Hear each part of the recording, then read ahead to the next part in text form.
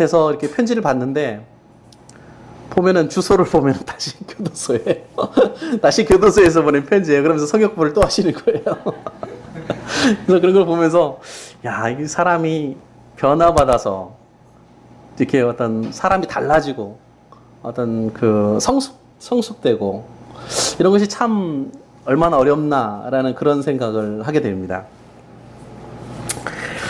그리스도인이 된다고 하는 것은 어떻게 보면은 속 사람이 죽는 겁니다. 그래서 바울 사도도 그렇게 이야기했죠. 이전 것은 지나갔으니 보라 새 것이 되었도다. 예. 내가 사는 것은 이제 나를 위해서 사는 것이 아니고 나를 위해서 십자가 위에서 달려 죽으신 예수 그리스도를 믿는 믿음 안에서 내가 사는 것이다 라고 이야기를 합니다. 다시 말해서 변화돼서 새로운 품성을 가지고 새로운 인생을 살아가는 것, 그것이 바로 그리스도인의 삶입니다. 하지만 우리가 예배드리고 뭐 성경 공부 참석하고 또 친교 모임에 참석하고 이렇게 하지만 과연 나의 성품이 나의 원래의 그 모습이 정말 변화되었는가 라는 것을 돌아볼 때 어떤 부분들은 참 안 변하는 게 있거든요. 그대로인 게 있습니다. 아니 참 어떻게 보면은 믿음과 삶이 정말 제대로 성숙해가는 모습. 우리 한국계에서 말씀을 드리는데 그리스도인들이 하나님의 백성이 돼서 교회에 다니면서 정말 신앙적인 모습으로 변화되고 생활이 변화되고 뭔가 이제 달라지는 그런 모습을 참 보기 힘든 그런 사회 속에 우리가 살고 있지 않은가라는 생각을 해봅니다. 건강한 묘목이 성장할 때 건강하게 성장을 합니다. 그런 것처럼 어린아이도 건강한 아이가 건강하게 성장을 하죠. 그리고 어린아이는 그 나이에 맞게 뭐 2살이면 2살, 5살이면 5살, 10살이면 10살 이게 건강하게 성장을 하는 것이 바로 하나님의 창조의 원칙이고 또 이치입니다. 근데 그렇게 몸이 성장하지 못하는 경우도 있습니다. 우리 여기 그 의사 선생님들도 계시는데 그 외소증 증후군 뭐 이런 병이 있다면서요. 예. 신체적으로 제대로 나이에 맞게 성장하지 못하는 그런 사람들을 그렇게 부르는데 제가 얼마 전에 뉴스에 보니까 그 유명한 피아니스트인데 그런 분이 있더라고요. 예, 외국인인데 유럽 분인가 그런데 정말 아주 키가 작아요. 뭐 나이가 꽤 됐는데도 어린아이 같은 그런 키고 몸이 제대로 자라지 못해서 그럼에도 불구하고 피아노를 치는 그런 피아니스트를 봤습니다. 이 육체적인 외소증 증후군이라고 하는 것은 유전으로 인한 것이기 때문에 사실 어쩔 수가 없습니다. 우리가 뭐 사람의 능력으로 변화시키기가 참 어렵습니다. 그러나 영적인 외소증 이거는 우리가 변화시킬 수가 있습니다. 우리 스스로의 책임으로 인한 것이고 또 우리 자신의 노력에 따라서 얼마든지 극복할 수 있다는 것입니다. 누가복음 2장 52절 말씀해 보니까 예수님께서 그 지혜와 키가 자라가면서 하나님과 사람에게 더 사랑스러워 가셨다라고 말씀하고 있습니다. 예수 그리스도도 역시 우리와 똑같이 어린 시절을 보내셨습니다. 그리고 똑같이 청소년기, 성장 과정을 겪었습니다. 정상적인 그리스도인에게는 이렇게 성장의 모습이 나타나야 됩니다. 1년 전이나 5년 전이나 10년 전이나 믿음을 갖기 전이나 우리가 똑같다고 한다면 변함이 없다고 한다면 달라지지 않았다고 한다면 어쩌면 우리는 영적인 질병에 걸려 있는지도 모릅니다. 영적인 외소증은 육체적인 외소증 이상으로 삶에 많은 불이익을 가져다 줍니다. 그래서 영적인 삶에 많은 지장을 주고 그리고 영적으로 얻을 수 있는 많은 것들을 잃게 합니다. 특히 주님과의 그 친밀한 교제를 가질 수 없게 만듭니다. 신앙생활을 하는데 기쁨이 없습니다. 기쁨을 빼앗아 갑니다. 또 주님이 원하는 일을 하기보다는 내가 원하는 것, 내가 바라는 일들을 하게 만듭니다. 그래서 내가 좋아하는 그 취미생활에 막 빠져서 몰두하게 만듭니다. 영적인 성장은 끊임없이 이루어지는 것인데 과연 어떤 요소가, 어떤 요인에 의해서 이런 영적인 성장이 멈춰지게 되는 것일까요? 성장이 멈춰지게 되면 다시 성장할 수 있는 기회를 얻기가 쉽지 않습니다. 정지 상태가 계속되는 거죠. 영적인 성장이 멈추는 것도 역시 질병입니다. 그렇기 때문에 뭐가 필요하겠죠? 치료가 필요합니다. 치유가 필요합니다. 적당한 치유 절차를 거쳐서 다시 성장할 수 있게 되는 것인데요. 문제는 성장을 멈춘 자신이 영적 성장을 멈추었나, 멈추지 않았나, 그 사실을 인정하기가 참 어려운 거예요. 알기도 어렵지만 알아도 인정하기가 어렵습니다. 스스로 나는 충분히 성장했어, 이제 더 이상 성장이 필요하지 않아 라고 생각하는 그 마음 때문에 치료받기가 참 어려운 경우가 있습니다. 중병에 걸렸지만 건강하다고 생각하고, 그리고 병원에 가지 않는 분들이 있습니다. 저도 병원에 가기를 두려워합니다. 그래서 거의 얼마 전에서야 최근에 와서야 제가 그 건강진단을 받았습니다. 그전에는 제가 왠지 모르게 두려워서 안 갔습니다. 가면은 뭔가 중병이 나올 것 같고 좀 큰 문제가 있을 것 같다, 이런 어떤 두려움 때문에 나는 건강해 라는 생각으로 가지 않았는데 막상 가보니까 문제가 있어요. 그 어쩌면은 많은 분들이 자기 스스로 건강하다는 그런 생각 때문에 병원에 가지 않은 분들이 참 많이 있는 것 같아요. 문제가 많은데도 불구하고. 그렇기 때문에 스스로 자신의 어떤 영적인 성장 상태를 알고, 그리고 솔직하게 그것을 인정할 수 있어야 된다는 것입니다. 제가 어느 글에서 이렇게 읽었는데, 후탁 성도라는 게 있습니다. 혹시 읽어보신 적이 있는지 모르겠습니다. 후탁 성도라고 하는 것은 뭐냐면은 일주일 내내 성경을 이렇게 한 장도 안 읽고 찬송을 한 장도 이제 안 부르다가 주일날만 되면은 먼지가 이렇게 쌓였을 거 아니에요. 그러니까 성경을 후아 부르는 먼지를 이렇게 불고 손으로 탁탁 이렇게 탄 다음에 이렇게 교회에 가는 그런 성도를 후탁 성도라고 한답니다. 우리가 주일날 교회 가는 거를 예수님 면회 오는 정도로 그렇게 생각한다고 한다면, 과연 우리 주님께서 우리를 어떻게 인도하실 수가 있을까요? 성장이 멈춘 사람들에게는 다음과 같은 현상들이 일어난다고 합니다. 첫 번째는 아까도 말씀드렸지만 주님과의 친밀한 교제가 없습니다. 예수님을 친밀하게 느끼지를 못하는 거예요. 좀 멀리 계신 분 같고, 뭐 일주일에 한 번 만나는 분인 것 같고 그런 거죠. 그리고 하나님 일에 대한 관심은 있지만 관심도 없고, 뭐 이렇게 형식적으로 그 일을 하게 되는 겁니다. 내가 맡은 일을 그냥 어쩔 수 없이 하는 것. 그리고 사람의 눈치를 보면서 신앙생활을 하게 된다라고 합니다. 그리고 또 한 가지는 내가 하나님 일을 할 때 내가 주어진 직분이 주어졌기 때문에 어쩔 수 없어서 충실하기 위해서 한다라고 하는 것입니다.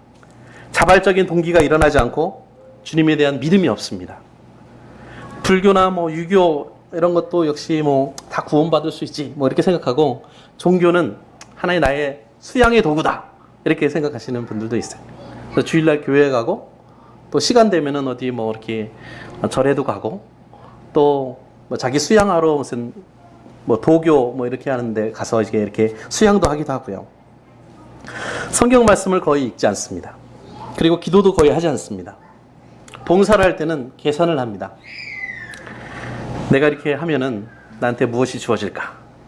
또 은혜 충만한 사람을 보면은 괜히 시기가 나고 자신은 그 일에 별로 관심이 없다고 합니다. 또 은혜로운 말보다는 세상적인 이야기, 세상적인 스토리에 더 마음을 뺏깁니다. 세상에서 출세하는 것이 무엇보다도 제일 중요하다라고 생각을 합니다. 그리고 세상 사람들과 같은 수단을 동원해서 출세하고 돈을 벌려고 한다고 하는 것입니다. 과연 우리는 예수님을 믿은 뒤에 어떤 변화가 일어났습니까? 어떻게 달라졌습니까? 믿음을 갖기 이전의 나의 성품, 나의 생활, 나의 습관, 이런 것들이 과연 어떻게 변화되고 어떻게 성화가 되었습니까? 10년 전 한번 비교해 보세요. 과연 나는 어떤 성숙함과 영적인 성장이 있었습니까? 한번 1년 전과 비교해 보세요. 오늘 본문에서 하나님께서는 귀하고 큰 약속을 우리들에게 주셨다, 이렇게 말씀을 하고 있습니다. 이 3장으로 가보면은 3장에는 그리스도의 재림과 천국에 동참하게 되는 것, 그것을 약속하셨다라고 말씀합니다.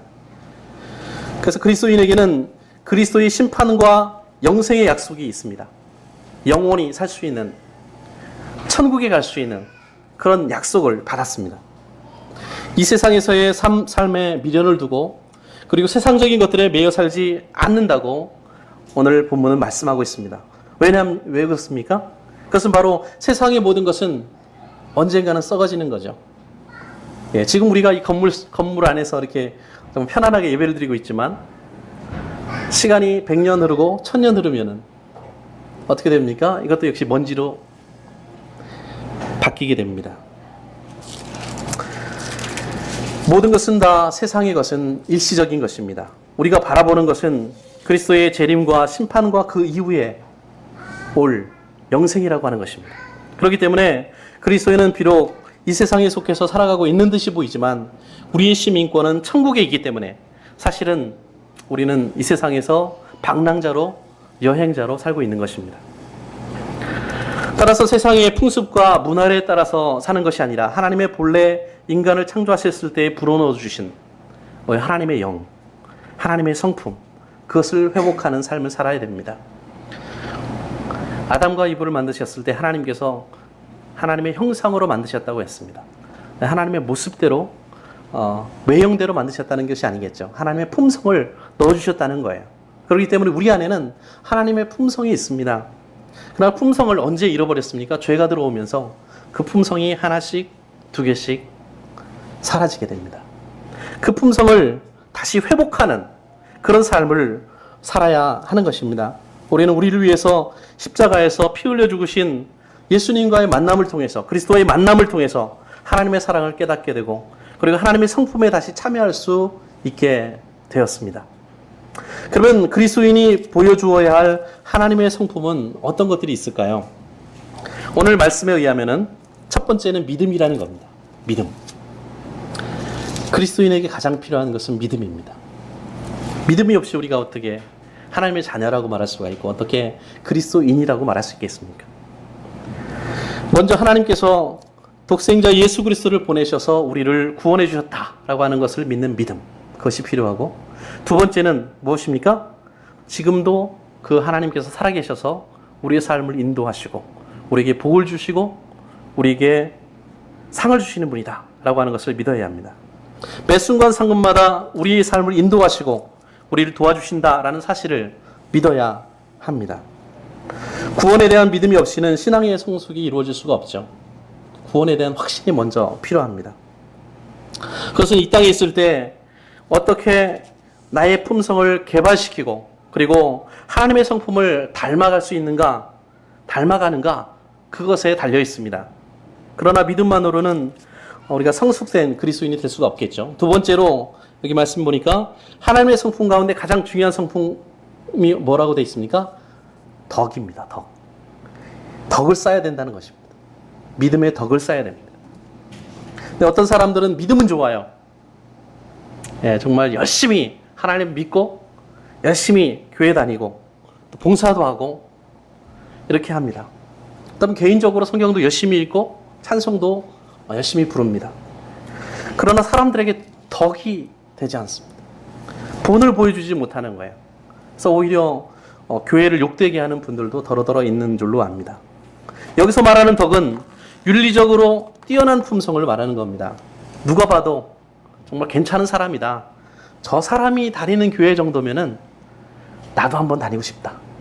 저 사람이 믿는 하나님을 나도 한번 믿고 싶다. 라고 할 수 있는 그런 덕이 있어야 된다는 것입니다. 괜찮은 인격과 깨끗한 삶이 보여져야 한다는 것입니다. 세 번째는 지식입니다. 여기서 말하는 지식은 무슨 지식일까요? 그냥 세상적인 지식이 아닙니다. 예수 그리스도를 아는 지식이죠. 베드로서 1장 2절에 보니까 하나님과 우리 주 예수를 알므로 은혜와 평강이 너희에게 더욱 많을지어다 라고 말씀을 하고 있습니다. 예수님을 안다고 하는 것은 무엇일까요? 안다. 내가 누구누구를 안다. 내가 내 남편을 알고 내 아내를 알고 내 자식들을 알고 내 친구를 안다 라고 했을 때 안다라는 건 무엇입니까? 무엇일까요? 그것은 친밀하다는 것입니다. 그만큼 예수님을 안다고 하는 것은 그만큼 예수님과 친하다는 거예요. 그 친밀한 관계를 갖는다라고 하는 것을 여기서 지식을 쌓는 걸로 표현하고 있습니다. 네 번째는 절제를 말하고 있습니다. 자신을 통제하는 것만큼 어려운 일은 없죠. 우리가 말을 절제하지 못해서 얼마나 많은 사람들에게 상처를 주었습니까? 얼마나 많은 사람들의 마음속에 못을 박았는지 모릅니다. 극단적인 신앙을 추구하면서 다른 이들을 정죄하는 것 역시 자신을 통제하지 못하는 것입니다. 모자라는 것만큼 지나친 것도 잘못입니다. 다섯 번째는 인내를 이야기하고 있습니다. 한마디로 말하면 참는 거죠. 마라톤을 하는 사람이 한 10분 정도 이렇게 뛰면은 그 정도가 100리 정도를 간다고 합니다. 10분 정도를 뛰면요. 근데 그쯤 뛰다 보면은 포기하고 싶습니다. 너무 견디기가 어렵다고 합니다. 온몸이 마비되어서 도저히 내 의지로는 갈 수 없는 더 이상 갈 수 없는 그런 상황에 놓인다고 합니다. 그래서 무의식적으로 팔다리를 흔들면서 무의식적으로 가는 거죠. 내 팔과 다리를. 의식적으로는 안 되니까 끊임없이 움직여야만 마라톤 거리를, 그 긴 거리를 완주할 수가 있습니다. 무엇보다도 승리에 대한 확신을 가지고 내가 이렇게 열심히 뛰면은 승리할 수 있다라고 하는 그런 확신을 가지고 참고 인내할 때에 좋은 결과를 얻을 수 있다고 하는 것입니다. 여러분과 저는 하나님 나라에 들어가기로 약속을 받은 사람들입니다. 그래서 어쩌면 하나님 나라는 이미 우리들의 것입니다. 우리들 안에 있고 우리들이 그 하나님 나라 안에 있습니다. 어떤 시련이 온다 할지라도 이길 수 있는, 넉넉히 참을 수 있는 그런 조건이 이미 우리들에게 주어졌다는 것입니다. 이것이 바로 승리의 확신이죠. 참으면 결국 열매를 얻게 된다는 것입니다. 인내할 때에 가정에 평화가 찾아옵니다. 참으면 시련과 어려움을 이길 수가 있습니다.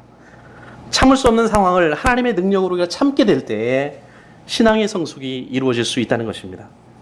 여섯 번째는 경건을 가져야 된다는 것입니다. 경건은 무엇일까요? 경건의 의미. 어떤 게 정말 경건한 것일까요? 경건에 대한 많은 이해가 있습니다. 이 경건이라고 하는 것은 한마디로 말하면 제 생각에는 하나님으로 가득 찬 것입니다. 내 안에 하나님의 말씀으로 혹은 하나님의 영으로 내가 가득 찬 것. 우리 안에 하나님이 가득할 때 어떤 현상이 일어날까요? 우리가 무슨 말을 하든지 아마 그 말은 신령한 말이 될 겁니다. 우리가 무엇을 하든지 어떤 행동을 하든지 그 행동은 아마 하나님을 드러내는 그런 행동이 될 것입니다. 근데 우리가 무슨 글을 쓰더라도 그 글은 아마 하나님에 대한 글이 될 것입니다. 하나님이 우리의 삶의 가장 우선순위에 놓는 것, 그것이 바로 경건한 삶의 원칙이라고 하는 것입니다. 일곱 번째는 형제 우애입니다. 이것은 형제 간에 정말 친밀한 그 관계가 있는 것처럼 우리가 하나님의 가족이기 때문에 우리 교회 식구들을 내 형제와 내 누이, 그리고 내 가족, 내 딸, 내 아버지와 우리 엄마, 내 가족으로 생각하면서 한 집의 형제처럼 친숙하게 지내는 것입니다. 보통 가까운 가족끼리는 큰 용건이 없어도 전화를 합니다. 그냥 궁금해서요. 목소리가 듣고 싶어서. 사랑하는 사람들끼리도 그렇죠, 여러분. 혹시 연애를 해보신 분들은 그냥 전화하시잖아요. 꼭 무슨 용건이 있고 무슨 일이 있어서 하는 게 아니잖아요. 만약에 무슨 용건이 있을 때만 전화를 한다고 하면 그는 회사 직원들 간에 이건 전화라든지 아니면 비즈니스의 전화가 될 것입니다. 가족 간의 통화라고 볼 수는 없습니다. 마지막 여덟째는 사랑입니다. 사랑은 그리스도인의 성숙도를 가늠하는 가장 궁극적인 지침입니다. 그래서 고린도전서 13장에 나와 있는 것처럼 사랑은 오래 참고, 사랑은 온유하고 투기하는 자가 되지 않고, 사랑은 자랑하지 아니하며 교만하지 아니하며 무례히 행치 아니하며 자기의 유익을 구치 아니하며 성내지 아니하며 악한 것을 생각지 아니하며 불의를 기뻐하지 아니하며 진리와 함께 기뻐하고 모든 것을 참으며 모든 것을 믿으며 모든 것을 바라며 모든 것을 견디느니라. 이렇게 하나님의 성품에 참여한다고 하는 것은 이렇게 8가지의 모습을 갖도록 열심히 노력함을 통해서 하나님의 성품을 세상에 증거하는 것입니다. 보여주는 것입니다. 그럴 때 우리는 확실한 신앙, 천국에 들어갈 수 있는 넉넉한 성숙된 신앙을 내 것으로 만들 수가 있습니다. 그런 이야기가 있습니다. 천국에 가면 우리가 살아온 그런 모습들, 우리가 그 준비한 재료만 가지고 들어갈 수 있다는 거예요. 그래서 그 재료로다가 자기가 사는 집을 지을 수 있다고 하는 그런 우스갯소리가 있습니다. 우리가 살게 될 집에 재료가 있다면 어떤 것이 있을까요? 어쩌면 지금 말씀드린 것처럼 8가지 성품, 이런 성품이야말로 우리가 천국에 갔을 때 우리 집을 짓고자 할 때 기둥이 되고 벽이 되고 또 기초가 되는 그런 재료가 될 것입니다. 결코 썩지 않고 시험에 불타지 않을 집이 우리들을 기다리고 있어야 합니다. 우리의 궁극적인 목적은 예수 그리스도의 형상을 담는 것입니다. 하나님의 품성을 담는 것입니다. 그렇기 때문에 내가 믿음이 있다라고 생각하시는 분들은 어떻게 해야 할까요? 덕을 쌓으시기를 바랍니다. 덕이 있는 분은 지식을 쌓으시기를 바랍니다. 지식이 있는 분은 절제를 배우시기를 바랍니다. 절제에 자신 있는 분은 인내하시기를 바랍니다. 그리고 인내하는 법을 배우신 분은 형제 우애를 보여주시기를 바랍니다. 형제 우애에 사랑의 지붕을 덮어서 아름다운 천국의 집을 준비하시고 성숙된 그리스도인의 모습으로 날마다 진보하고 성장하는 강남교회 모든 가족들이 되시기를 그리스도 되신 예수님의 이름으로 축원을 드립니다.